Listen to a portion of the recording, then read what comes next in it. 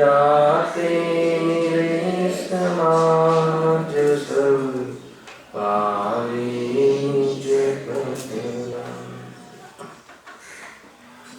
बहुविधि में त्याग નથી મલિનતયા નિજ ભાવ અભાવ થતાય તુનો સહજ રૂપ દર્શન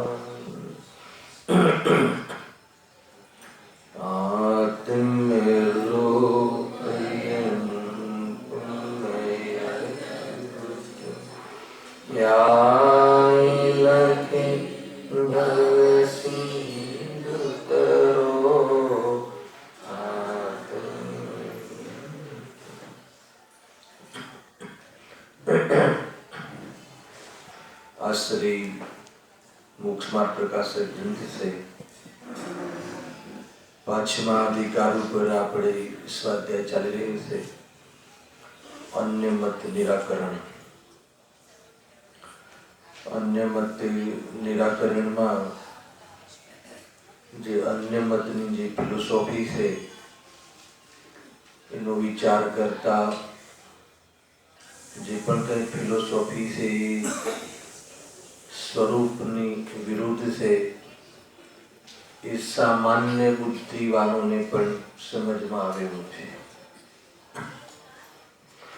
एमाथी एक निष्कर्ष निकळ्यो के एकमात्र जैन मत वितराग मत एक एज मत अनुकरणीय से आत्महितना अर्थे एक जैन मत ज अनुसरवा योग्य से। एमा एक बे वातनु ख्याल राखवा जेवुं छे कि ज्यारे कोई अन्य मतनी फिलोसॉफी खोटी से सत्य नहीं ये सिद्ध करी एमा कोई अन्य मतनी निंदा करवानुं के एने कोई द्वेष बुद्धि पूर्वक बात करवानुं के कोई हीन बतावानुं के पोताने अधिक बतावानुं प्रयोजन नहीं। आ बात खास ध्यान राखो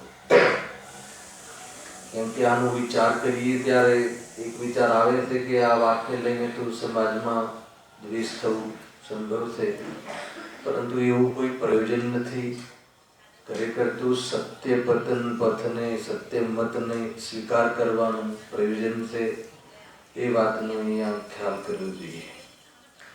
बीजी बात ए छे कि जे पण कोई दर्शन विषय मत विषय आपणे विचार करीए तो एमां जे तत्वनी ओळखथी विचार करवो जोईए एनी साथे आपणे कोई संबंध छे के नहीं एना आधार पर विचार न करवो जोईए। त्यारे कोई पण मतनो विचार करीए तो एनुं जे तत्व निरूपण छे ए तत्व निरूपणनी ओरथी ज आपणे विचार मध्यस्थी तेने करवो जोईए। एने ए मत साथे फिलोसॉफी साथे आपणे कोई संबंध छे के नहीं ए न जोवुं जोईए। कुल मळीने आपणे आपणा कोई व्यक्तिगत त्या कोई संबंध मगजमां के मानसमां राखी अने जो विचार करवामां आवे तो ये बात प्रत्ये आपणे कोई निर्णय नहीं करी शकीए, साचो निर्णय नहीं करी शकीए। कुल मळीने सत्याग्रही बनवुं जोईए, संप्रदाय आग्रही न बनवुं जोईए। आ कहेवानो हेतु छे। सवारमां अभ्यास करता एक विचार आव्यो कि अगर कोई व्यक्ति वर्तमान में कोई जे संप्रदाय से बिलोंग करे छे अर्थात एमां एनो जन्म थयो छे तो ये संप्रदाय ने सर्वथा पोतानो मानी ले तो बुद्धिथी विचारवामां आवे कि जे आयुष्य समाप्त थता अन्य संप्रदाय में पण जन्म लई शके छे तो आ संप्रदाय ए अपेक्षा पण तारो कई रीते थाय। ज्यां जन्म थयो छे ये मारो संप्रदाय छे ए वात क्या लॉजिक थी पण सिद्ध थाय छे।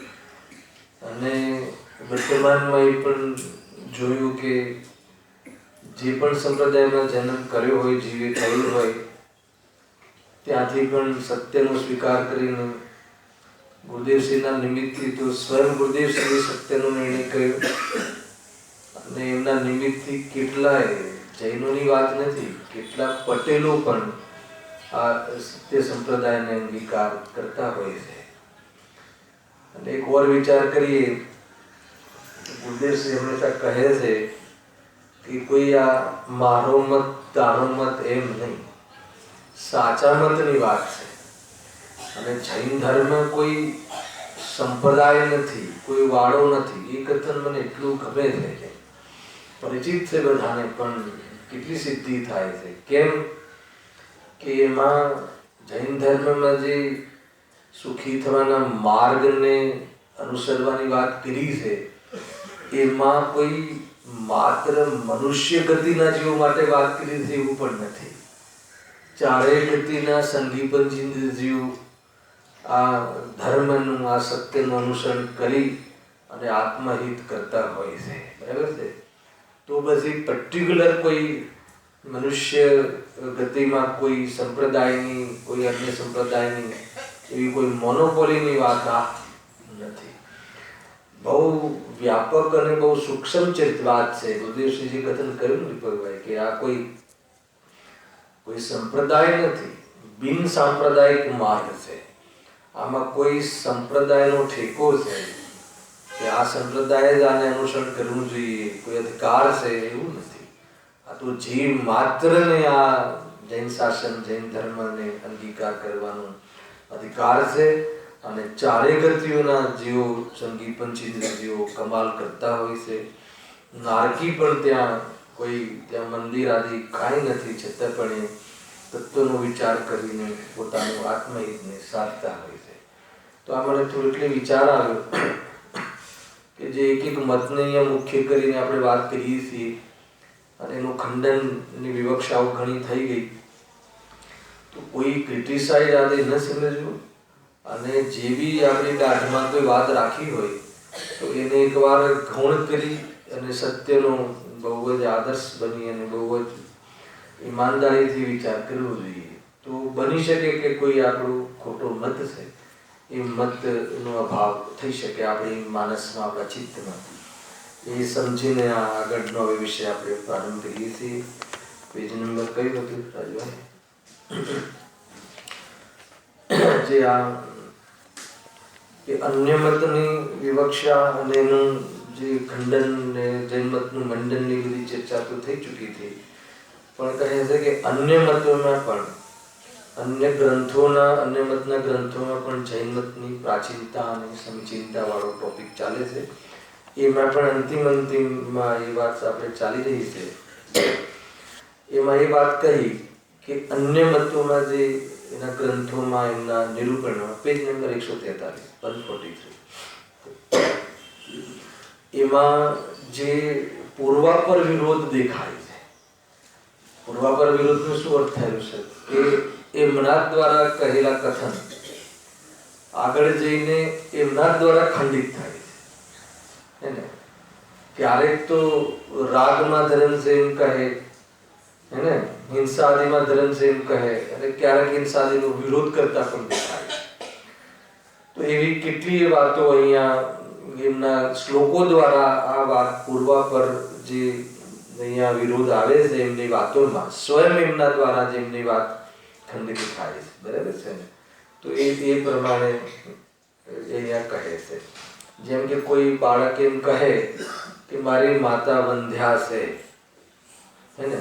પોસિબલ છે? જ્યારે સ્વયં બાળક થયું છે તો વંધ્યા કેવી રીતે? તો એનું જ કથન એના દ્વારા ખંડિત થાય છે, એવી અહીંયા ન્યાયના શબ્દમાં વાત છે.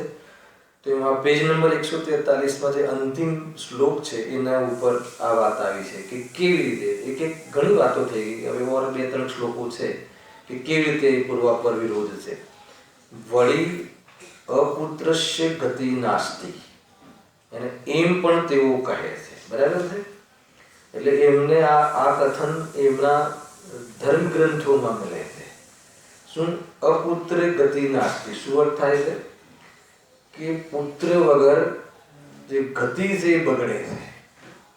પુત્ર જે સંતાન શબ્દ લેવું બરાબર, સંતાન શબ્દ છે એટલે પુત્ર થઈ ગયું. એમાં પછી બીજી વિકૃતિ આવી શકે એટલે તમને આ સ્પષ્ટીકરણ કર્યું. ના ખ્યાલ આવે? પુત્ર પુત્રી મેલ ફિમેલની વાત નથી. સંતાન જે વગર જે ગતિ છે, ગતિ બગડે છે, ભાવ બગડે છે. ઘણા લોકો એને આપણા શબ્દોમાં કે નખોદ ગયું આનું એમ કહે છે ને, અને નખોદિયાનું કોઈ ધન ના લેવું ને બધું કહે છે. આ બધી સામાજિક સ્તરની વાત છે, સમાજશાસ્ત્રની વાત છે, આ કોઈ ધર્મની વાત નથી. અને આગળનો શ્લોકમાં એમ કહ્યું છે કે જે લખ્યું અનેકાની સહસ્ત્રાણી કુમાર બ્રહ્મચારીણામ દિવમ ગતાની રાજેન્દ્ર અકૃતવા કુલ સંતતિમ. શું કહે છે એમાં કે અહીં કુમાર બ્રહ્મચારીઓને સ્વર્ગ ગયા બતાવે છે. એટલે જે બ્રહ્મચારી જે થાય છે, બ્રહ્મ રૂપી આચરણ જે કરે છે, એટલે કે કોઈ એવી જાતિના લગ્ન આદિ પરિણામોથી, ભોગ આદિના પરિણામોથી વંચિત રહે છે, એવા જીવો સ્વર્ગને પામે છે. અને એક બાજુ એમ કહો છો કે પુત્ર વગર ગતિ બગડે છે, તો કે આ પરસ્પર વિરોધી થયું ને. ખરેખર જોવામાં આવે, થોડીક વાત કરું, લૌકિક વાત છે, સમજવા જેવી વાત છે કે જે આ કથન છે ને, અપુત્રસ્ય ગતિ નાસ્તિ, પુત્ર વગર ગતિ બગડે છે, પુત્ર વગર વાસ્તવમાં ભાવ બગડે છે, એ સમાજશાસ્ત્રની વાત છે, સામાજિક વાત છે. લોકમાં એવું કહેવાય છે, લૌકિકમાં એવી જાતિની પ્રેરણા આપવામાં આવે છે, ટ્રેનિંગ પણ આપવામાં આવે છે કે જો તારે ગ્રસ્ત જીવનમાં પ્રવેશ કરવો હોય, સાંભળજો, તો ત્યાં જે ગ્રહસ્થ જીવનમાં કોઈ બી જ્યારે આપણે ઘરમાં બાળક જન્મે, શું છે આપણે લોકોનો લોક વ્યવહાર શું છે, હે ને? આપણે જે પતિ પત્ની રહે છે તો બાળકો થાય છે, પછી બાળકોને મોટા થાય છે, ભણે છે, અને પછી પાછા લગ્ન કરાવીએ છે. એ જેનું આખું ગ્રસ્ત જીવન તો એ ટાઈપનું જ છે ને, કે સારું યોગ્ય વર, યોગ્ય કન્યાની આપણે શોધ કરતા હોઈએ છીએ અને એ પ્રમાણે કરતા હોઈએ છીએ. તો ત્યાં તો એ આ વાત જાયજ છે લોક દ્રષ્ટિએ, સમજો કે ત્યાં તો કહ્યું કે ભાઈ તું ગ્રસ્ત જીવનમાં તું પ્રવેશ કર, અને જે લગ્ન આદિથી જોડાઈને એક સંતાનની પ્રાપ્તિ થતી હોય છે, એ સંતાનને એ જે આજીવિકા આદિ જે અને જે સામાજિક જે કર્તવ્ય છે એના નિર્વાહ કરવાની લાયક બનાવવાની બી જવાબદારી હોય છે. સાંભળજો, આ બધી વાતો આપણે પ્રાયઃ આપણને અભ્યાસ ન થાય, અને એને એ યોગ્ય બનાવીને પછી સાંભળજો ત્યાં બી શું લોજિક છે, એ બનાવીને જ્યારે વ્યક્તિને જેવી 50 વર્ષ 60 વર્ષ જેવી આપણે ગવર્મેન્ટે 60 વર્ષ રાખ્યા છે, 60 વર્ષમાં રિટાયરમેન્ટ વાનપ્રસ્થાન નામ છે, વાનપ્રસ્થાન, કે વાનપ્રસ્થાન કરવું જોઈએ.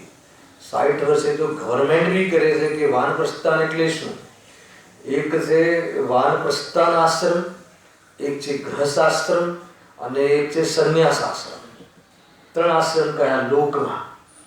તો કહે છે કે ગૃહસ્થાશ્રમમાં તું પ્રવેશ કરી અને તું સંતાન આદિની તને પ્રાપ્તિ થવી યોગ્ય છે અને થતી હોય છે, અને એને એ યોગ્ય બનાવ, તો એને એ યોગ્ય ટ્રેનિંગ આપી દે, સંસ્કાર આપ, કે પછી તારું જે જીવન આજીવિકા ગ્રસ્ત જીવનનો નિર્વાહ કરે, અને તું શું કર, તો પછી 60 વર્ષે નિવૃત્ત થઈ, અને જો સંન્યાસ આશ્રમમાં જવાની તારી પાસે ક્ષમતા ના હોય તો ઘરમાં રહીને, આપણે ત્યાં આખું ઘરમાં રહીને આખું ગ્રસ્ત ધર્મ છે આખો, ત્યાં એક છે ને બધી અનુમતિ ત્યાગ આદિ, અનુમતિ ત્યાગ આદિ પ્રતિમા છે મારા ખ્યાલથી 8મી, જોઈ લેજો, ભૂલ થતી હોય નંબરોમાં. તો અનુમતિ ત્યાગમાં એમ કહે છે કે એના પછી દીકરો એમ કહે કે હવે આ મારા દીકરાને લગ્ન ક્યાં કરવા અને શું કરવા, તો કહે છે કે ભાઈ હવે તું જોઈ લે, તું એ યોગ્ય થઈ ગયો છે, તારામાં લાયકાત છે, હવે તું મને ડિસ્ટર્બ નહીં કર, હવે મને આ બધી જે મેન્ટલી માનસિક એટેચમેન્ટ છોડવી, એનું નામ અનુમતિ ત્યાગ. અને છોડીને શું કરે, તો કે આત્મકલ્યાણ, આત્મહિત માટે હવે શાંતિથી જીવન પસાર, શાંતિથી જીવન કેવી રીતે પસાર થાય, નિવૃત્ત થઈને પછી બીજા પ્રવાસે નીકળી જાય, તો એમ શાંતિથી ને, શાંતિથી એટલે કે પછી એ તત્વ અભ્યાસ કરે, આત્માનો વિચાર કરે, આત્મહિત આત્મકલ્યાણ માટે એનો જે બી માર્ગ હોય એને અનુસરે, એટલા માટે આ વાનપ્રસ્થાનમાં એ જાય અને પછી જો એને યોગ્ય તાકાત સમર્થ આવી જાય તો સંન્યાસ લઈ લે, દીક્ષા લઈ લે. ટૂંકમાં એ એટલા માટે ઘડપણમાં ધર્મ એ લૌકિક કથા છે હે ને. ધર્મ માર્ગમાં તો આત્માનો ધર્મ, આત્મા ક્યારે બી ઘરડો યુવા આદિ નથી હોતો. એક વાટે પર્યાયની યોગ્યતાની ઓરથી 8 વર્ષની એક એવી કર્મભૂમિના મનુષ્યને તિર્યંશની મુખ્યતાથી કહ્યું છે. બાકી ભોગભૂમિમાં તો એ બી નહીં. જ્યાં આવ્યો ત્યાંથી આત્મકલ્યાણ સાધી શકે, ત્યાંથી યુવા થઈ જાય છે ને, ઊભો થતા છે. તો એવું છે આ કર્મભૂમિના મુખ્યતાથી કહ્યું છે કે 8 વર્ષ સુધી બાળકમાં એવી જાતિનો વિવેક નથી આવતો એના જ્ઞાનમાં કે એ હિતનો વિચાર કરી શકે. એટલે ઘણી બધી આમાં તો લાગુ પડે છે. આપણે નાના બાળકોને મોહવશ, આગ્રહવશ આપણે પ્રક્ષાલાદીમાં ધોતિયું પહેરીને લઈ આવીએ છીએ તો એ નિષેધ છે આપણે ત્યાં. એક નથી, આપણો રાગ બોલે, મોહ બોલે, પણ એવું છે નહીં. એને બરાબર એને ખ્યાલ આવવો જોઈએ, વિવેક હોય ત્યારે પછી ત્યાં લઈ આવવું જોઈએ. બાકી એને વાતોથી જેટલું સમજાવવું જોઈએ. કુલ મળીને આ એ પ્રકારે કહે છે. તો આ જે આ લખ્યું ને અપુત્રસ્ય ગતિ નાસ્તિ, એ લૌકિક વાત છે, સામાજિક વાત છે, સમાજશાસ્ત્રની વાત છે. અને જેમ કે ઓર કેટલી વાતો છે, મારે બહુ વિસ્તાર નથી કર્યો પણ 2-4 મિનિટ કહી દઉં કે જેમ કે ફેમિલી પ્લાનિંગ, કુટુંબ નિયોજન. કુટુંબ નિયોજનનો કાનૂન આવ્યો કેટલાક વર્ષોથી. તો એમાં જેમ કે વિદેશોમાં જે છે ને એમાં આ જે ફેમિલી પ્લાનિંગનો બહુ વિરોધ કરે.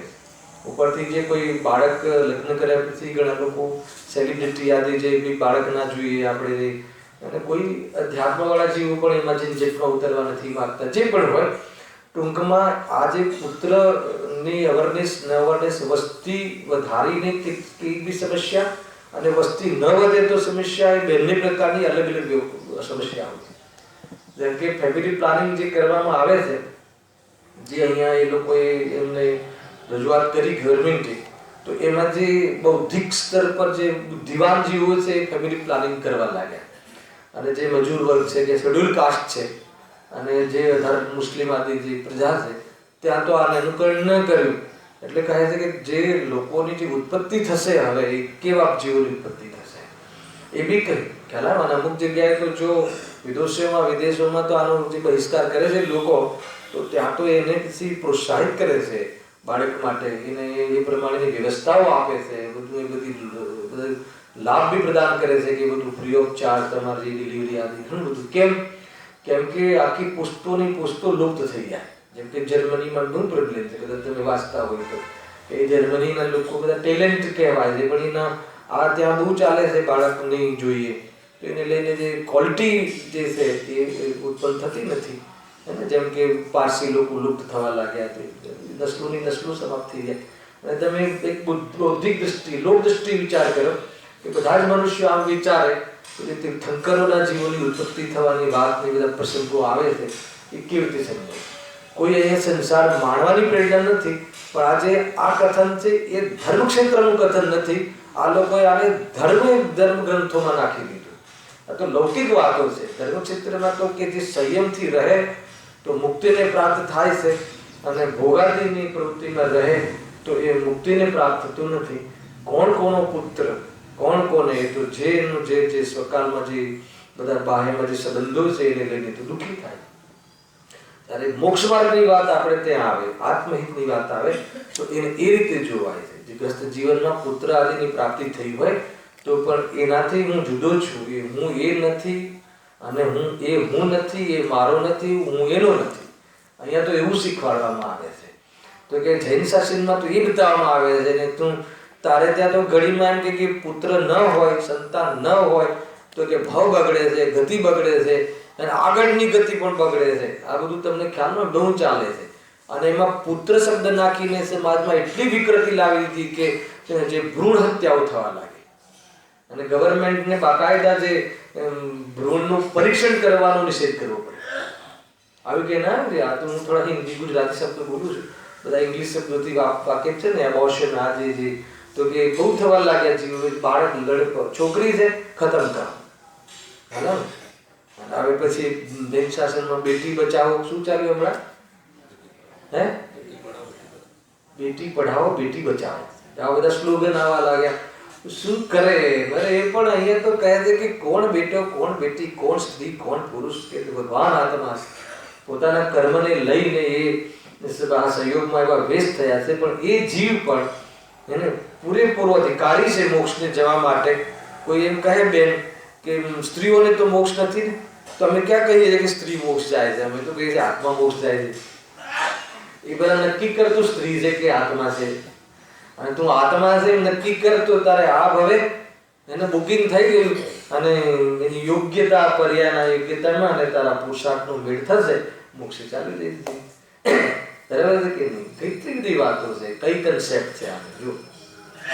એ પ્રમાણે આ એક વાત પણ અહીંયા જે ત્યારે ભારતમાં એમ પણ આવે, ભારત નામનો કોઈ ગ્રંથ હશે એ લોકોનો, તો એ પ્રમાણે ભારત હશે કે મહાભારત હશે કે જે બી હશે, એમાં એક આ શ્લોક બી રાખી દીધો કે ક્યાંક તો એમ કહો છે કે કુમાર બ્રહ્મચારીઓને તો જે બ્રહ્મચારી રહે છે એની ગતિ નથી બિગડતી, એ તો સ્વર્ગ જેવી ગતિઓને પામે છે. અને ક્યારેક તમે એમ કહો છો કે પુત્ર નાસ્તિ અને અપુત્ર, પુત્રની જો ગતિ નાસ્તિ, પુત્રની પ્રાપ્તિ ના થાય, સંતાન ના હોય, તો એ જીવની આ ગતિ એ બગડે છે, આ ભવે બગડે છે ને પરભવે બગડે છે. કેમ પરભવ બગડે છે? લોકમાં કેમ કહ્યું પરભવ બગડે છે? આ ભવ કેમ બગડે છે? કેમ કે લોકમાં ત્યાં એક સજ્જનતા છે. ત્યારે કુલકરો થયા તો એમને કહ્યું કે બાળકોએ માતા પિતાની સેવા કરવી જોઈએ, બરાબર છે? અને તું જો ગ્રસ્ત જીવનથી જ રહેવા માંગતો હોય તો ત્યાં આ બધા સંસ્કારો ને આ બધા આ પ્રમાણેના વ્યવહારો છે કે બાળકનું કર્તવ્ય શું છે? શ્રવણ વાસ્તવમાં સાચો બાળક છે, અને માતા પિતાની સેવા કરવી. પણ કહે કે એવી તો પંચમકારનો લોપ થઈ ગયો સાવ, હે ને? ઉપરથી પોતાની સેવા કરાવે છે આજકાલ બાળકો, હે ને? મા બાપ મફતના મજૂર લાગે છે. અને અધ્યાત્મમાં તો ગુરુદેવસિંહ કહે છે કે તું મફતનો મજૂર થયો, હે ને? એટલે પોતાનું આ કરું તે કરું. આજે કેટલું આવ્યું હતું? તો આવ્યું હતું ને, આ કરું, આ મૂકું, આ કરું, તે કરું, હે ને? કેટલા ભવો ફૂ થઈ ગયા. ગુરુદેવસિંહ કહે અરે એ જીવ એ ભવ આપણને એમ લાગે છે કે પતી ગયું એમ. એનો અર્થ શું કે આપણે એટલા એંગેજ થઈ ગયા કે આપણને ક્યાં જીવન ચાલી ગયું એ ખબર નથી. અને જ્યારે જીવ લડખડે છે, એને ઇન્દ્રિયો શિથિલ થઈ જાય છે, વિચાર શક્તિ નબળી પડી જાય છે, ત્યારે એટલો ટેન્શનમાં અંદરમાં ડિપ્રેશનમાં ચાલી જાય છે કે જીવન પતી ગયું, આખો અધ્યાય પતી ગયો. સમજમાં આવે છે કે નહીં? હવે તો બીજે જવાના દિવસો આવ્યા, તો પણ એ જે કહે છે કે હજુ હું થોડુંક દીકરાઓને સમજાવી દઉં, કાં તો બધી વ્યવસ્થા બતાવી દઉં. આ જીવને કાંઈ એવું નથી થતું કે ભાઈ હું આગલા ભવે બી રહેવાનો છું, હંમેશા રહેવાનો છું, તો હંમેશા રહેવાનો છું તો ગતિઓમાં રખડવું એ ઠીક નથી, શોભતું નથી. અતિન્દ્રિય જ્ઞાન, અતિન્દ્રિય સુખની પ્રાપ્તિ કરવાનો અવસર છે. જો આ અવસર જતો ના રહે. ખ્યાલ આવે કે નહીં ભાઈ? બહુ બુદ્ધિથી વિચાર કરજો, હે ને? ધર્મ પુરુષાર્થથી પ્રગટ થાય છે, સંયોગો ઉદયોથી મળે છે, અને જેને મળે છે હે ને એ તો પોતાના દ્રવ્યને પામે છે, પહોંચે છે પર્યાય. મને તો એ વાસ્તવમાં પ્રાપ્ત પણ થતો નથી. પ્રાપ્ત થયું કોને કહેવાય? લઈ જવાની કોઈ વ્યવસ્થા હોય તો પ્રાપ્ત થયું કહેવાય. લઈ જવાની કોઈ વ્યવસ્થા નથી. કોઈ એમ કહે અર્પિત કે ભલે લઈ જવાની વ્યવસ્થા નથી, ભોગવવાની તો વ્યવસ્થા છે ને. તો ગુરુદેવસિંહ કહે છે કે તું ભોગવી શકતો હોય તો પણ અમે કહીએ કે બરાબર છે, પણ તું પર પદાર્થને ભોગવી શકતો પણ નથી. ભ્રમથી એના રાગને ભોગવે છે, પણ ખરેખર પરમાર્થથી તો તું જ્ઞાનને ભોગવે છે. ક્યાં જ્ઞાનાનુભૂતિ, આત્માનુભૂતિ, રાગની અનુભૂતિ અજ્ઞાનીને પણ થતી નથી. રાગાનુભૂતિ છે એ વાસ્તવમાં જોવા જાય તો એ વખતે જ્ઞાન થઈ રહ્યું છે. એ જ્ઞાનની અનુભૂતિ છે, એ આત્માનુભૂતિ છે. તો જો તું ત્યાંથી તને નથી જોતો તો તું રાગની અનુભૂતિ માનીને, જેનું મૂળ મિથ્યાત્વ છે, વેદ જ્ઞાનનો ભાવ છે, એને લઈને તું રાગની અનુભૂતિ અથવા બહુ મજા આવે છે આ મંદ રાગમાં અને સ્નેહીજનોના પ્રત્યે આકર્ષણના ભાવોમાં, પણ તને એ વખતે પણ આકુરતા થઈ રહી છે. તારો આત્મા મુક્તિથી દૂર જઈ રહ્યો છે, એને તું બંધનમાં ફસાઈ રહ્યો છે, એનું તને ભાન નથી. ખ્યાલ આવ્યો? બધી વાત આવી ગઈ. બીજા મતોની વાત આવી ગઈ, આપણા મતોની શું વાત બધી આવી ગઈ. બરાબર છે પ્રભુજી? બહુ વિચાર કરજો. બહુ રસિક આ અધિકાર છે. આપણને એમ લાગતું હંમેશા જેવો અધિકાર છે એને વાંચતા એવું લાગે છે કે નહીં? જો જોરદાર. વળી ઋષિશ્વર ભારતમાં પણ એમ કહ્યું છે. કયું ચાલે છે ટોપિક? પૂર્વા પર વિરોધ, હે ને, પૂર્વા પર વિરોધ લાગે, તમારા ગ્રંથોમાં ઠેકાણું જ નથી, હે ને, કોઈ ચિંતા નહીં કરતા, આપણને બી કહેશે કે તમારે ક્યાં ઠેકાણું છે, ઘડીમાં નિત્ય કહો છો, ઘડીમાં અનિત્ય કહો છો, હે ને, તો કહે છે કે અમારે ત્યાં સ્યાદવાદ છે, અપેક્ષાથી એ વાતને સિદ્ધ કરીએ છીએ કે કઈ અપેક્ષા નિત્ય છે ને કઈ અપેક્ષા અનિત્ય છે. તમારે ત્યાં સ્યાદવાદ છે જ નહીં, સર્વથા નિત્ય કાં તો સર્વથા અનિત્ય, કાં તો ક્યારેક કામ ક્યારેક કામ, ક્યારેક તો ક્યારેક રાગથી ધર્મ, ક્યારેક વિતરાગતાથી ધર્મ. એટલે કે રાગ અને વિતરાગતાનું અંતર જ ખબર નથી. ખ્યાલ આવે કે નહીં? સમજમાં આવે છે રાજુભાઈ? સમજ છે ભાઈ? બરાબર. જો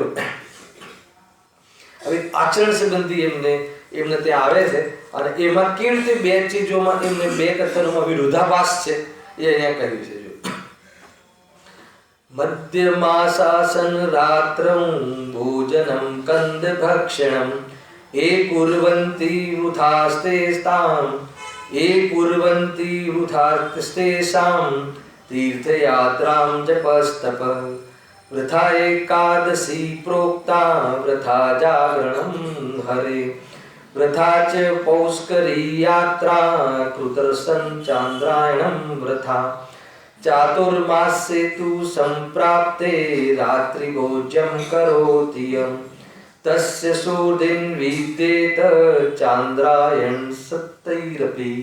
ખ્યાલ આવે શું કહે? બહુ સરળ છે, સમજમાં આવે. હું ફરીથી જો મધ્યમાસાસનમ, હે ને, રાત્રમ ભોજનમ કંદ ભક્ષણમ. શું કહે છે? કે જે રાત્રિ ભોજન કરે છે, મધ્ય માસનું સેવન કરે છે, હે ને, મધુ અને માસ, બે ત્રણ. મધ એટલે શહેદ, મધુ એટલે શરાબ, બરાબર છે ને, અને માસ ત્રણ આવે છે ને આપણે મધુ ને માસ. શહેદ બહુ અપક્ષ છે, ધ્યાન રાખજો ભાઈ. એટલે શું કે મધમાખીનું જે મધ હોય ને દવાઓમાં, આ ને તેને દીકરાઓને ચટાડતા હોય છે ને, એના જેવું કોઈ અશુદ્ધ ચીજ નથી, એમ કહે છે. બહુ જ દોષ છે. તો મધુ અને માંસ એનું જે સેવન કરે છે, રાત્રિમાં ભોજન કરે છે, કંદમૂળનું ભક્ષણ કરે છે, એ કૃવંતી વૃથાસ્તેષાં તીર્થયાત્રા જપસ્તપ. એ જેટલી બી તીર્થયાત્રાઓ કરે છે, જેટલા બી જાપ તપ કરે છે, બધા એ જીવને વ્યર્થ છે. આવું કોને કહ્યું? એ લોકોના શ્લોકોમાં કહ્યું છે. આગળ શું કહે છે? વૃથા એકાદશી, જે રાત્રિ ભોજન આદિ કરે છે, એનું એકાદશી શું છે? આપણે ત્યાં શું છે? અષ્ટમી ચૌદશ. તો એમને ત્યાં એકાદશી બહુ મોટો દિવસ કહેવાય. તો એ દિવસે વ્રતો કરે છે. હવે વ્રતો જે રીતે કરે છે, ખાઈને કરે છે કે કઈ રીતે કરે છે, રાત્રિમાં ભોજન કરીને દિવસે ભૂખ્યા રહે ને રાત્રિમાં ખાય ને જે બી કરે છે, ટૂંકમાં એ વ્રત પણ વ્યર્થ છે. આગળ શું કહે છે? વૃથા જાગરણમ હરે. એના જાગરણનું બી એક પ્રથા છે. તમને ખ્યાલ છે? ખરેખર જાગરણ તો જૈન ધર્મમાં જાગરણ છે. આપણે ત્યાં જાગરણ કહ્યું છે, પણ આપણે ત્યાં એ લોકો જે જાગરણ કરીને મોજ મજા કરે છે ને, એનું નામ જાગરણ નથી. એ લોકોને જાગરણ તો પાર્ટી જેવું લાગે. એવું લાગે ને જાગરણમાં તો બધું બસ ભોગ વિલાસના બધા કાર્યક્રમો હોય છે, જુગાર રમે ને જે પણ જે બધું હોય છે. ખરેખર જાગરણ તો એટલા માટે કે ત્યાં આપણે જે સાંભળજો લોજિક બતાવો. આપણે ત્યાં જાગરણ શું છે કે જે નિંદ્રા છે ને, એ પ્રમાદોમાં સૌથી વાસ્તવમાં નુકસાનકારક પ્રમાદ છે. એટલે નિંદ્રા એક એવો પ્રમાદ છે કે જેમાં દશનાવર્ણી કર્મના ઉદયમાં કે જે સામાન્ય અવલોકનથી પણ વંચિત રહે છે પદાર્થોના. બરાબર છે ને? સામાન્ય અવલોકન કે કોઈ પદાર્થની સત્તા બાજુમાં છે કે નહીં એટલી બી ચેતના કામ નથી કરી શકતી. તો એ નિંદ્રામાં, જ્યારે નિંદ્રામાં સમ્યક દર્શન સંભવ નથી. સમ્યક દર્શન થઈ ગયા પછી નિંદ્રામાં પણ હું અજ્ઞાયક છું એવી અનુભૂતિ રહે છે, પણ કોઈને નિંદ્રામાં સમ્યક દર્શન ત્રણ કાળમાં ના થાય. અને એમાં જ્ઞાન એટલું સુષુપ્ત થઈ જાય છે કે એમાં ભેદ જ્ઞાન કરવાની પણ ક્ષમતા રહેતી નથી. અભાવ નથી થતો, પણ વિવેક નથી રહેતો નિંદ્રામાં. એક પ્રકારથી મરણ તુલ્ય થઈ જાય છે કે જાણે મળદું થઈ ગયું. ના ખ્યાલ આવે? હવે આટલું બધું કીધા પછી આમ ચાદર અહીંયાથી અહીંયા ફિટ કરીને ઓઢીને સૂઈ જાય તો કોઈ વાર એવું લાગે કે મળદાની તૈયારી કરતા એવું લાગે કે ના લાગે? સમજ સૂઈ જાય ને જે ઊંઘી જાય એટલે મળદું જ થઈ જાય. તો આપણે જે રાજો છે, જે ઉત્કૃષ્ટ જે પદ છે, મોક્ષ સાક્ષાત મોક્ષનું કારણ છે, એમને ગુરુદેવશ્રી કહે છે કે નિંદ્રા કેટલી હોય છે? 19 સેકન્ડ. 19 સેકન્ડ નિંદ્રા એટલે હે ને ગજબ છે. અને લેટે તો કેટલું લેટે? અંતર્મુખથી વધારે લેટે નહીં. ના ખ્યાલ આવ્યો? લેટવાનું તો ખબર છે ને, આડા પડવું. ના, હું તો ઊંઘતો નથી, ખાલી આડો પડ્યો છું. આડા પડવાનો આડા પડતા પડતા શાસ્ત્ર સંભળાય. કોઈ એવી અવસ્થા હોય, વાત જુદી છે, એટલે કોઈ શારીરિક અવસ્થા જ નથી, પણ ઊંઘતા બધું ભક્તિ ને બધા પ્રવચનો ચાલે છે, પછી એમાં ઊંઘી જાય. ઊંઘવા માટે પ્રવચન હોય, લોરી છે એના માટે. બહુ દોષ લાગે છે, આપણને ખ્યાલ નથી કે એ બધા કાર્યો, જો કોઈ એવી અવસ્થા છે, શારીરિક કોઈ નબળાઈ છે, અવસ્થા છે, રોગ છે, એ તો સમજમાં આવે છે. બાકી બહુ જીનવાણીનો વિનય, ડિસિપ્લિન અને એ બધું સમજવું જોઈએ. એના બધા વિષયો છે, આખા એક ચેપ્ટર છે.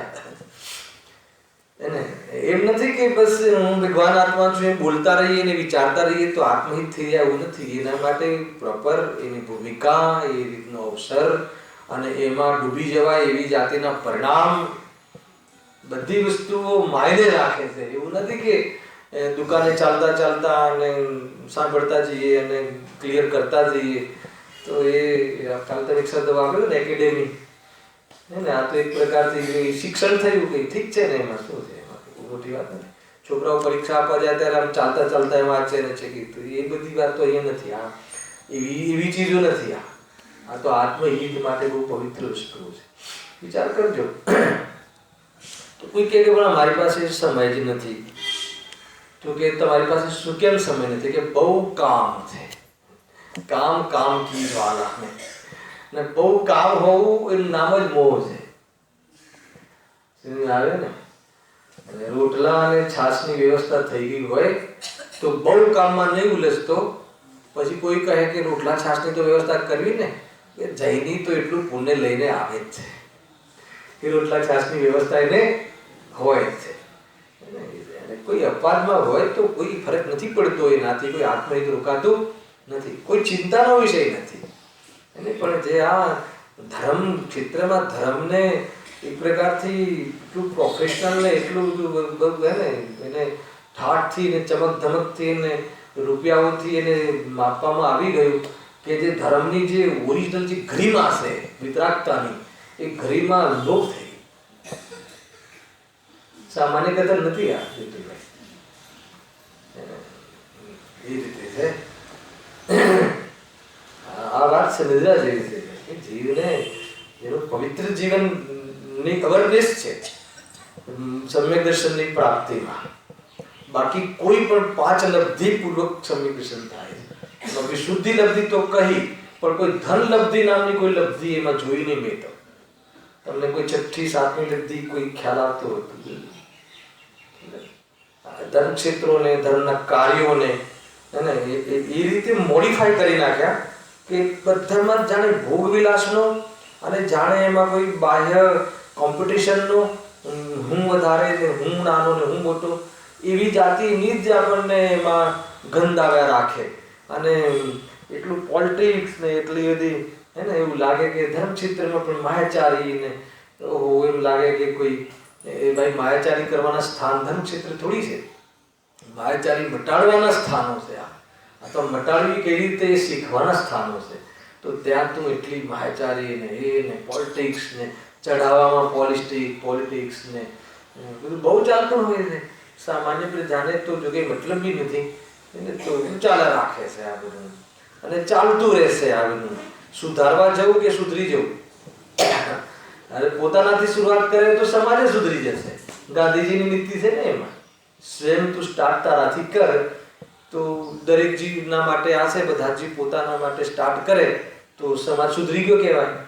તો ઘણી બધી મેથડ છે, ઘણી બધી લોજિકલ બાબતો છે. આ એ રીતે અહીંયા કહી દો. શું કહે છે? જો પ્રથા એકાદશી પ્રોક્તા વ્રથા જાગરણ હરે, જાગરણ કરીને જે હરિના ભજન કીર્તન કરવામાં આવે છે એ પણ વ્યર્થ થઈ જશે. કોને?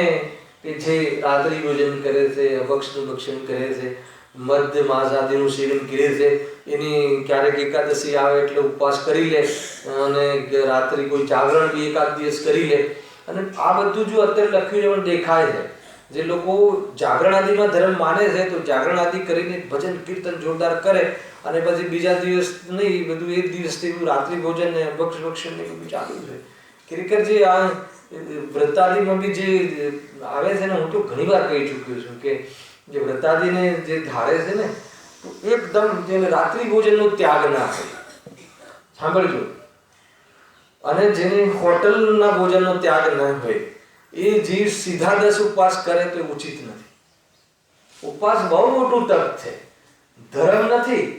પણ એવા ધાર્મિક જીવો ઉપવાસમાં દેખાતા હોય છે મોટા તપોમાં કે જેને હવે જે ભક્ષ ભોજન જે છે એ ભોજનનો પણ વિકલ્પ તોડવાની તૈયારી છે.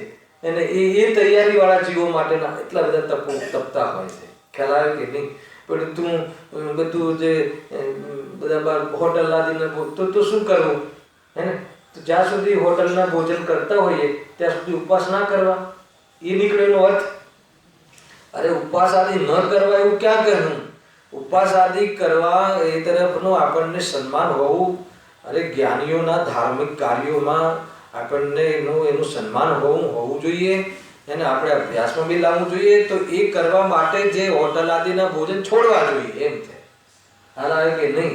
અને ઉપવાસમાં ધર્મ ન માનવો જોઈએ. ઉપવાસ આદિના અવસરમાં ધર્મ પ્રગટ કરવાનો યત્ન કરવો જોઈએ. આયુષ્યમાં પૂરું પેકેજ. અને એવા વ્રતોને જ્યારે ધારણ કરીને શું કરવું? એ જેમ કે ઘણી વાર જે સરકારમાં જે ખુરશી જે લેતા હોય ને, ખુરશીનું બધું છે ને રાજકારણ, તો એક રાજકારણની સ્ટેટમેન્ટ આપ્યું કે 25 વર્ષ અમારે આ રાજકારણમાં ગયા તો એમાં મોટા ભાગે તો ખુરશી સંભાળવામાં જ સમય ચાલ્યો ગયો. ખુરશીને સુરક્ષિત રાખવામાં જ જીવન જતું રહ્યું. તો ક્યારે સેવા કરે દેશ સેવા? એ રીતે અહીંયા પણ વ્રતાદિમાં વ્રતોને નિભાવવામાં જ સમય જતો રહ્યો. અને નિભાવવામાં એમ નહીં, પાછું ધર્મ માનીને, તો ખરેખર ધર્મ ક્યાં રહ્યો? સમજમાં આવે છે? માનો તમે એક ઉપવાસ કરો તો ગમે એમ કરીને 24 કલાક ભોજનથી રહિત રહેવું છે, ગમે એમ કરીને, ના ખ્યાલ આવે?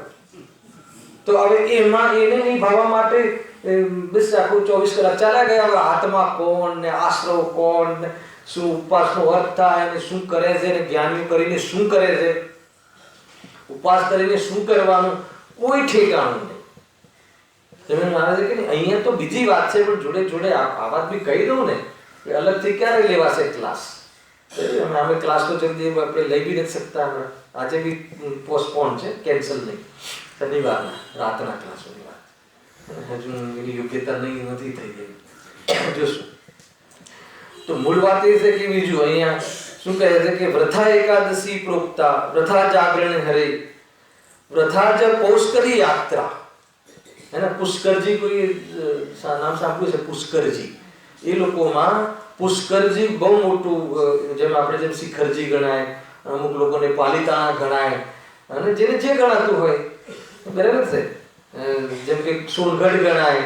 તો અલગ અલગ આપણે આપણા તીર્થધામોની મહિમા આપીએ છીએ ને, એમ એ લોકોમાં પુષ્કરજી, બ્રહ્માનું કોઈ મંદિર હોય તો ખાલી પુષ્કરજીમાં છે. મોટું મંદિર છે પુષ્કર. જોવા નહીં જતા હે ને? તો આ તો કહી દીધું તમને, જિજ્ઞાસા તૂટી જાય. દર્શનીય બી નથી અને પ્રવાસમાં પ્રદર્શનીય બી નથી. ના ખ્યાલ આવ્યો?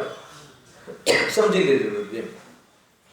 વ્રથા જ પૌષ્કરી યાત્રા, એ પુષ્કરજીની યાત્રા પણ વ્યર્થ છે. માનો કે અર્થ ખ્યાલમાં આવે છે? રાત્રિ ભોજન, અભક્ષ ભોજન, શરાબાદીનું સેવન, સાત વ્યસનોથી લોપ્ત, અને પછી આ વર્ષમાં એક યાત્રા જતી હોય સંઘ કાઢે તો એમાં જઈ આવે તો કહે છે કે યાત્રાનું ફળ ધર્મ તો છે નહીં પણ પુણ્ય પણ નથી.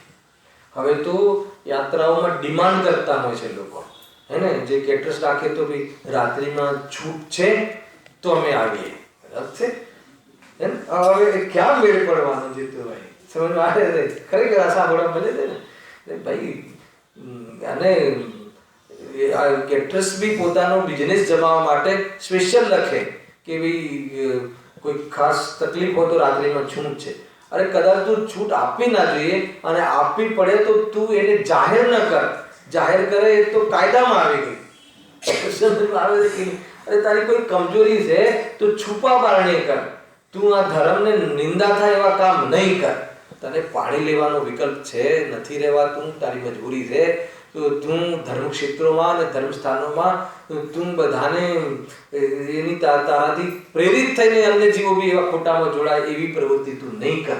પહેલા તો પ્રવૃત્તિ જ નહીં કર, પણ કરવા પડવાની તારી મજબૂરી હોય અથવા તું તારી ક્ષમતા ના હોય તો પાપ છુપાઈને થતા હોય છે, હે ને? એમ તું તો પાપ છુપાવવાનો અર્થ એવું નહીં લેવું કે પાપ તો કરવા પણ પાપ નથી એવું બતાવડાવું, એમ નહીં.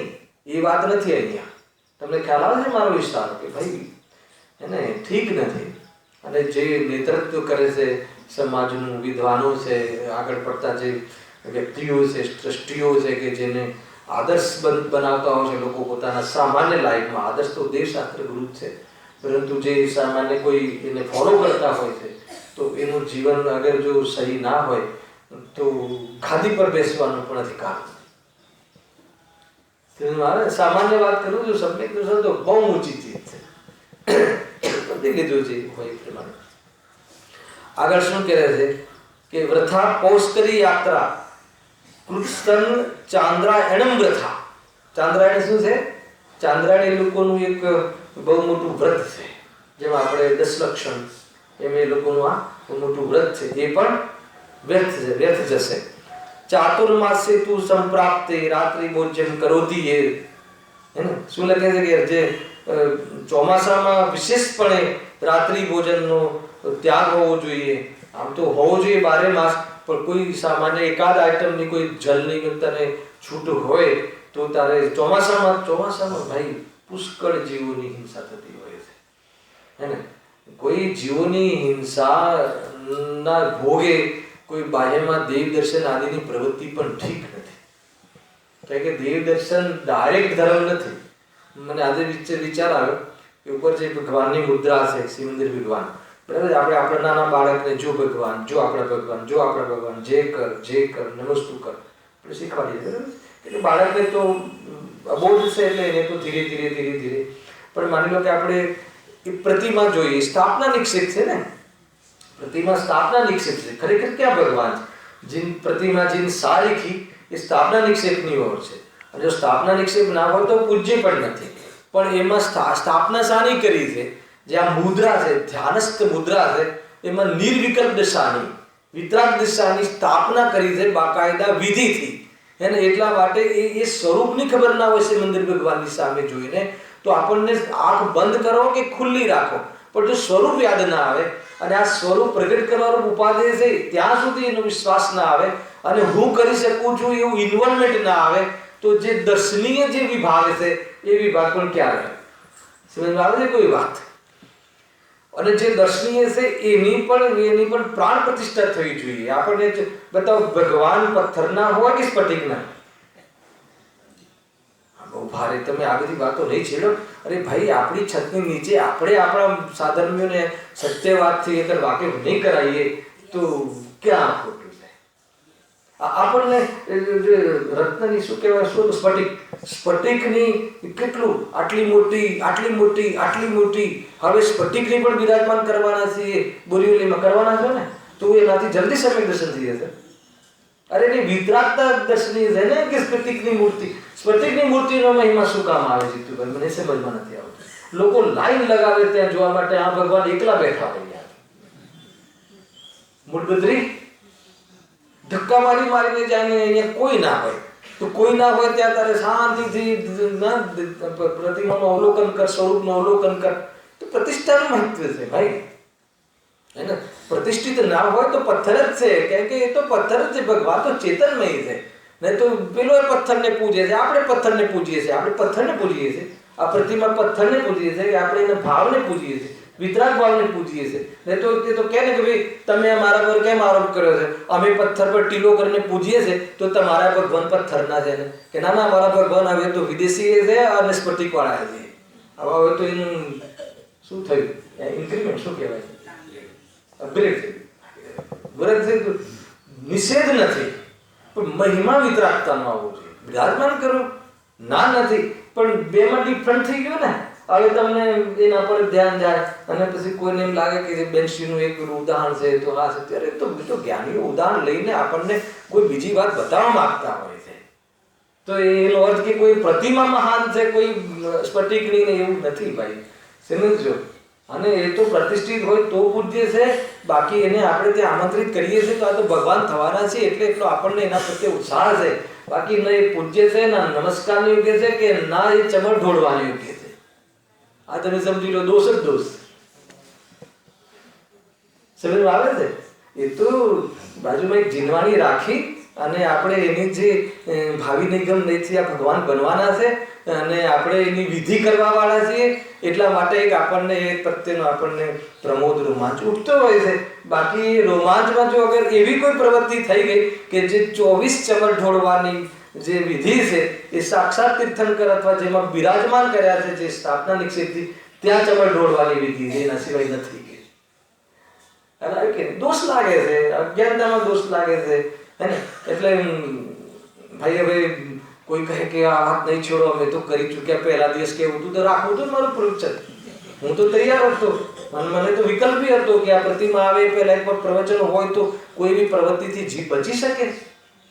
આપણે તો બચવાની વાત છે, સત્યને ગ્રહણ કરવાની વાત છે. મેં કર્યું એટલે સત્ય, અને કોઈ વિદ્વાન એને કરે એટલે સત્ય. ભાઈ મને તો જેટલું શાસ્ત્રથી ખ્યાલ આવે છે એટલું કહું છું, અને ભૂલો તો આપણાથી બી થતી હોય છે. વાત ખ્યાલમાં નથી તું એ તો આખિરકાર તો એ અજ્ઞાનતામાં બધું ઘૂસી ગયું. હવે શું કે છે એ તો પછી અતિરેકમાં તો પછી લોકો અષ્ટવિધિ પૂજા કરવા લાગે છે, કાંઈનું કાંઈ કરવા લાગે છે. હવે ક્યાં તમે આખી મોટી સભાને ભીડને રોકશો, ક્યાં કરશો? એટલા માટે જ આ સ્વાધ્યાય રાખવામાં આવે છે. એટલે સ્વાધ્યાય કોઈ બી પ્રકરણમાં કેન્સલ કરવામાં નથી આવતું પ્રસંગમાં. કેમ કે કોઈ બી પ્રસંગ હોય એ પ્રસંગમાં અડધો કલાક બી વક્તવ્ય હોવું જોઈએ. કેમ કે પ્રાસંગિક વાત આવી જાય ને તો એમાં થતા દોષો જે છે ને એ દોષોથી બચાય છે. કેમ કે વિદ્વાનોને એ સંબંધી સોચ હોય છે, વિચાર હોય છે, સ્વાધ્યાય કરીને એની મેટર એમને ખ્યાલમાં હોય છે, હે ને? તો એટલા માટે આ એક બહુ સમજવું જોઈએ. હજુ તો કેટલાય અવસર આવશે, આગળ ભૂલ નહીં કરવાની, હે ને? પેલે થઈ હવે આગળ અવસર તો આવવાના જ છે ને. પ્રતિમા અહીંયાથી જઈ રહી છે તો ઠીક છે, આપણે બી, બાકી પથ્થર જ છે, કોઈ એમાં કશું જ નથી. હેલા ના ભાવિ નિગમ નથી તો ભાવિ નિગમ નથી તો આપણે પરમાત્મા છીએ, તો આપણી પૂજા થોડી થાય છે. એ તો એક નયોના માધ્યમથી એની અવસ્થાઓનું ધ્યાન કરવાનું હોય છે, હે ને? એમ તો ભૂત નહીં, નિગમ નથી, રાક્ષસ બી હતા આપણે, એકેન્દ્રિય બી હતા, નિગોદ બી હતા. એ ખ્યાલ 3 નહીં છે ને, ભૂત, ભાવિ અને વર્તમાન. નિગમ નહીં 7 નયોની ચિત્ત છે કે 7 નયોની ચિત્ત છે. ભાઈ બહુ વિદ્વતા ઠીક નથી. કોઈ કે નહીં ભાવિ નિગમ નથી અમે પૂજીએ છીએ, ભૂત નિગમ નથી. અરે તું છોડ એને. એમ તો સિદ્ધ ભગવાનને પણ ભૂત નિગમ નથી, સંસારી છે એમ કહેવાની પદ્ધતિ છે. તો કોઈ એને સંસારીની કલ્પના કરવા નથી કહી કે આવો સંસાર હોવા છતાં આ અવસ્થા પ્રાપ્ત કરી શકાય છે. એ સમજવા માટે નવું લગાવવાના છે, કોઈ માયામાં વ્યવહાર માટે નહીં. વ્યવહાર તો જે ચરણાન યોગની આજ્ઞા છે એનો અભ્યાસ હોવો જોઈએ. ભાઈ બહુ લાગે અતિરેકમાં, એને અતિરેકમાં કોઈ એવા કામો ના થઈ જાય કે જેથી કરીને આપણે અન્ય મતના કહેવાઈએ જૈન મતમાં આવીને બી જૈન મત અનુયાયી મિથ્યા દૃષ્ટિમાં નંબર ના આવી જાય. ધ્યાન રાખજો.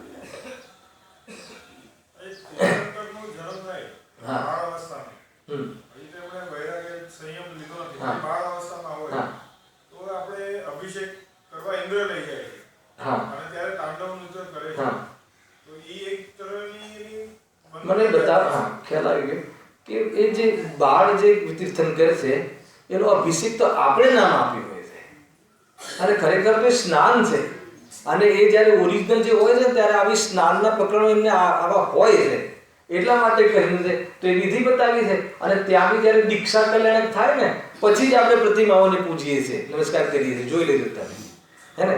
ધર્મ કલ્યાણક દીક્ષા, પછી જન્મ કલ્યાણક, તો એની જે પ્રતિમાઓ હોય છે ભલે કદાચ વસ્ત્ર ન કરાયા હોય, હે ને? આ તો બધું સ્થાપના નિક્ષેપનું કાર્ય છે ને, તો પૂજ્ય નથી, આપણે પગે નથી લાગતા, વંદન નથી કરતા. પણ જેવી દીક્ષા કલ્યાણક જ્યારે જે તીર્થંકરનો જે દીક્ષા લે છે તો ધાડ બધા પડદા ખોલી નાખીએ છીએ આપણે. આને બધા જે દર્શનીય અથવા વંદનીય પ્રતિમાઓ કહીએ છીએ, તો એ કોઈ વંદના કે તો અભિષેક નામ આપી દીધું છે કે હવે શું કોઈ શબ્દ તો સારો આપવો જોઈએ ને. હવે એમને ત્યાં સ્નાન કહીએ તો કેવું લાગે, એ ઠીક છે.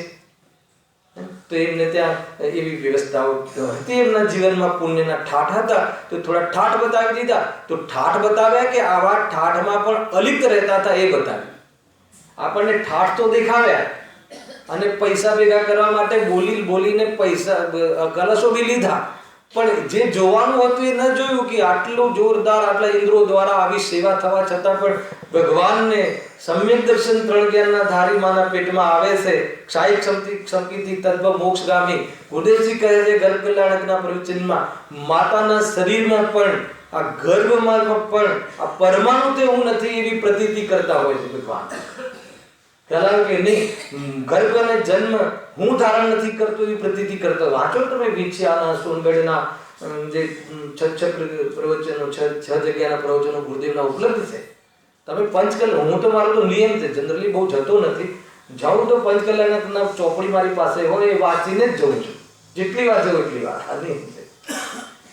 એકવાર તમે વાંચો એ શું કહેવા માંગે છે. પંચકલ્યાણક ગુરુદેવશ્રીના પંચકલ્યાણકની પર એ વખતની કોઈ કેસેટો તો મને આપજો ભાઈ. હેલો, શું જે સ્વરૂપ હતું, શું ડિસિપ્લિન હતી, શું એની ધર્મની ગરિમા હતી, વિતરાગતાની મહિમા હતી. હેને હવે 80% સાંસ્કૃતિક કાર્યક્રમો થઈ ગયા, કશું રહ્યું નહીં. રાત્રે 12 વાગ્યા સુધી રાત્રિમાં તો દિવસના પ્રકાશમાં કાર્ય કરવા જોઈએ, પણ શું કરે કે બધું લોકોને મોહ એટલો રહ્યો કે બધાના નંબર આવતા 12 વાગી જાય છે. તો પછી એમ ઠીક નથી ને, ઠીક નથી. વાસ્તવમાં બધું બદલાઈ ગયું, એ ઠીક નથી. જેમ જેમ પંચમ કાળ આગળ વધતો જાય છે એમ એમ ધાર્મિક કાર્યોમાં પણ શિથિલતા આવવા લાગી છે. અને શું કરે આવે છે, આપણે તો એને આપણે શિથિલતાથી બચવું જોઈએ. એ સૌથી મોટો ઉપાય છે. આપણે આપણો લોટો હે ને છાનીને પીવું જોઈએ. એ છે. આ તો મોકો હોય છે ટેબલ પર બોલવાનો, બાકી તો આવી તો એક ક્લેશના પરિણામ થતા હોય છે. ખ્યાલ આવે કે નહીં? અને એ બી સાધર્મિક પ્રત્યે વિશેષ રાગ હોય છે કે કોઈ જીવ આમાંથી બચી શકે તો ભાઈ બચી લે છે. બસ એટલો ઉદ્દેશ છે, બાકી કોઈ નિંદા ટીકા ટિપ્પણી નથી. હે ને અહીંયા સાંભળીને અહીંયા કોઈ એવો ભાવ હોય તો કાઢી નાખજો, બાકી ક્લિપો પહોંચાડવાની જરૂર નથી. અને પહોંચાડો તો એવી જગ્યાએ પહોંચાડજો કે એ જીવને ખ્યાલમાં આવે કે નેક્સ્ટ પંચકલ્યાણકમાં આપણે આદર્શ પંચકલ્યાણક કરીશું.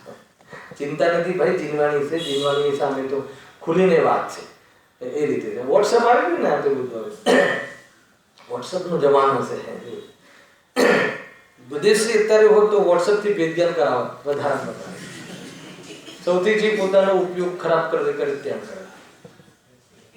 મેં તો જે પ્રવચનમાં પ્રતિક્રમણમાં બી વોટ્સઅપ ચાલુ કરતા જેવો જોયા છે.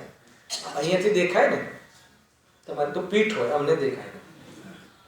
પ્રવચનમાં, પર્યુષણમાં, પ્રતિક્રમણમાં ફોન લખવું પડે છે કે ફોન લાવ નહીં, લાવે તો તું બંધ કરીને સાયલેન્ટ પર નહીં ના. ખ્યાલ આવે તો શું વાઇબ્રેશન પર નહીં, વાઇબ્રેશનમાં ઉપયોગ જોઈન્ટ થાય એને સ્વિચ ઓફ કરીને આવવું જોઈએ. ધ્યાન રાખવા જોઈએ. ક્યાં આવ્યા હતા ભગવાન જે બિરાજમાન કરાવે એની થાય છે. એ પ્રતિમાની 3 કાળમાં ના થાય. થતી હોય તો રોંગ છે, કરતા હોય તો ખોટી પ્રથા છે. એ તો એ પંડાલમાં જે ભગવાન બિરાજમાન કર્યા હોય છે ને, જે લાવ્યા હોય ને આપણે દર્શન માટે, એની પૂજા કરીએ છીએ. એ કોઈ પ્રતિમાની થોડી કરીએ છીએ. કોઈ દેશ ના થાય. એ પંડાલમાં એક મંદિર હોય છે, એ આપણે એમાં જે આપણે જે પ્રતિષ્ઠિત પ્રતિમા લાવીને બિરાજમાન કરીએ છીએ કે જેથી આવાવાળા મહેમાનો દર્શન કરી શકે. દર્શન દૂર હોય છે મંદિરો, એટલે પંડાલમાં કરતા હોઈએ છીએ. અને ત્યાંની તો અશુદ્ધિઓ થતી હોય છે, પણ એક અશક્યાત અનુષ્ઠાન લખે. આખો તમારા પંડાલમાં મોટો પેલું પાથરેલો હોય ને નીચે, તો હવે એના પર થઈને આપણે જતા હોઈએ છીએ તો શુદ્ધિઓમાં તો દોષ આવતો જ હોય છે. છતાં બી અશક્યાત અનુષ્ઠાનમાં નાખી અને એ કહ્યું કે અવશ્ય પ્રતિષ્ઠિત પ્રતિમા લાવજો પંડાલમાં, એ લોકો દર્શન કરી શકે. ખ્યાલ આવે છે ને? ત્યાં પૂજન કરતા હોય છે. આપણે કોઈ દિવસે તો પડદાની પાછળ રાખીએ છીએ પ્રતિમાઓ, તો જે પ્રતિષ્ઠા કરવાની છે કે ક્યાં પૂજે. પણ લોકો ત્યાં જઈને કરી લે, ચઢાવી દેવા કે તો કોઈ શું કરે એને? ખ્યાલ આવે? ઠીક નથી પણ યાર, તો કોઈ બંધ જ રાખે, પણ છતાં કોઈ બહુ હિજી કૂદીને જાય, શું કરે? મેં જોયું છે, અને એને બહુ આગ્રહ હોય છે, કરતા હોય છે. હા, બંધ જ હોય છે મોસ્ટલી તો ત્યાં. હા, બે દીક્ષામાં તો ખોલવું જ પડે. જેવું દીક્ષા કલ્યાણ થયું એટલે એ પૂજનીય છે, એને ખોલી નાખવું જોઈએ. દરેક જીવ દર્શન કરે. મુનિ દશાના દર્શન છે આપણે ત્યાં, અર્યન દશાના દર્શન છે, 5 પરમેષ્ઠિ પૂજ્ય. ત્યાર પછી આપણે પૂજ્યતા ચાલુ થઈ જાય. પૂજ્યતાનો વ્યવહાર હોય, કેમ કે એ વિતરાગ દશા, આત્મા એ વિતરાગ દશાઓ અને એનું સ્વરૂપ એ આત્મહિતમાં નિમિત્ત બનવા વાળું છે. હવે કોઈ ક્યાંય થતું હોય ના થતું હોય એટલો ઉપયોગ નહીં જવા દો. થાય નહીં, થતું કરતા હોય તો નહીં કરો. હા, કોઈએ કર્યું હતું, નતું કર્યું હોય, બિચારા જઈને ખ્યાલ ના હોય, કરી લીધું. હવે ધ્યાન રાખવાનું, બસ વાત આટલી છે.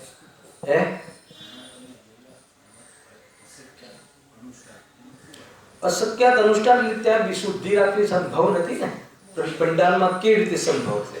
જેમ આપણે મંદિરોમાં ચપ્પલ બી બહાર કાઢીને જઈએ છીએ અને એકદમ પગ ધોઈને જઈએ છીએ, તો ત્યાં તો પંડાલમાં તો સંભવ બી નથી. તો એ રીતે એક અશક્યાત અનુષ્ઠાન કરીને એક અનુષ્ઠાન કહ્યું છે શાસ્ત્રમાં, કે એવી કોઈ જગ્યા હોય તો કોઈ એવી જાતિનું દોષથી પ્રતિમા ન લાવવી એવું નહીં કરતા, હે ને. જ્યાં ઘણો લાભ થતો હોય ત્યાં ઓછા લાભ, ત્યાં ઓછા નુકસાનને ગૌણ કરીને કાર્ય કરજો. પણ એનો કોઈ ઉલટો અર્થ કાઢીને પછી છેક સુધી નહીં પહોંચી જતા. બધું કેવું પડે. આ તો શું કરે? જીવનો મોહ તો એવો છે ને, દાડે તો ખીચામાં આવે ભક્તિમાં. આપ કરીને જોઈ લે, મૂકી દે, દર્શન થઈ ગયા. એટલો બધો ટાઈમ બિઝી હોય છે જીવ. દર્શન જ કરવા છે ને આપણે, તો વાર નહીં લાગે આવતા. એ રીતે છે. શું કરે? સમય થઈ ગયો. જો અહીંયા વિષય શું છે હું તમને ખાલી 2 મિનિટમાં જણાવી દઉં, પછી કાલે આગળ બી લેવું છે. અહીંયા એમ કહેવું છે કે તમારે ત્યાં પૂર્વાપર વિરોધ છે. કેમ? કે જો અહીં મધ્ય માસ રાત્રિ ભોજન, ચોમાસામાં તો વિશેષપણે રાત્રિ ભોજન અને કંદભક્ષણનો નિષેધ કર્યો. એ તો તમે કહો છો તમારે ત્યાં. ત્યારે હવે સાંભળજો, મોટા પુરુષોને, વીઆઈપી પુરુષોને મધ્ય માસાદિકનું સેવન કરવું બતાવે. એક બાજુ તમારા જ ગ્રંથોમાં માંસાદિનું ભક્ષણ કરે તો તું કે તારી ગતિ બરાબર નહીં થાય ને, તું એને આ રીતે તારા બધા વ્રત બી વ્રથા ને આ બી વ્રથા ને આ બધું વ્યર્થ જશે.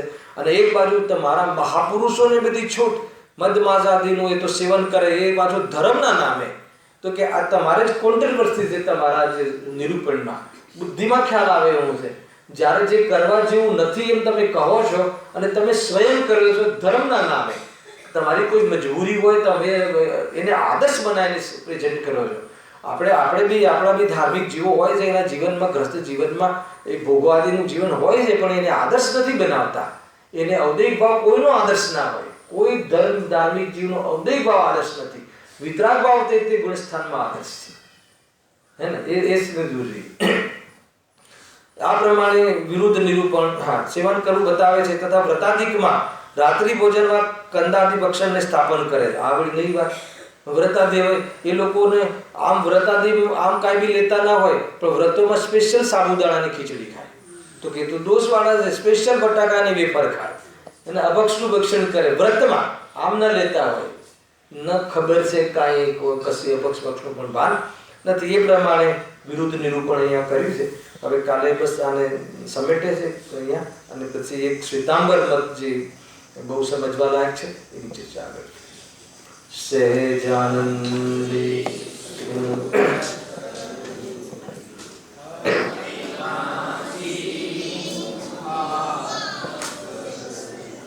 સહેજાનંદી